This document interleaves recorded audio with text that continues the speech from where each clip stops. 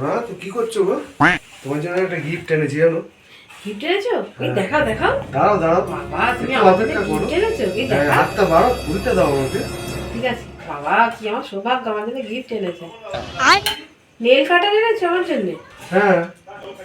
কি তোমার মাথাটা খারাপ হয়ে গেছে? হ্যাঁ তুমি নেল কাটার, আমি ভাবছি কি না কি এনেছে। কোনোদিন তো জীবনে গিফট দাও না, তা গিফট দিচ্ছে আমি ভাবলাম কি না কি এনেছে, নেল কাটার নিয়ে এসছে।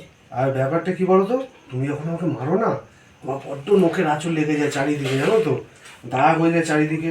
আর বন্ধুরা জিজ্ঞেস করে, আমি কোনো উত্তরই দিতে পারি না, বুঝেছো?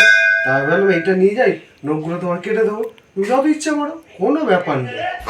এবার বুদ্ধিটা বলো ভালো করে নি এটা এনে। এই মোবাইলটা ছুঁড়ে মাথায় মারলে না, বুদ্ধি চারিদিক দিয়ে বেরিয়ে যাবে, বুঝেছো? যাও গিফট নিয়ে চলে যাও, ভাবলাম কি না কি দেবে। যাও ফোন দেখতে দাও।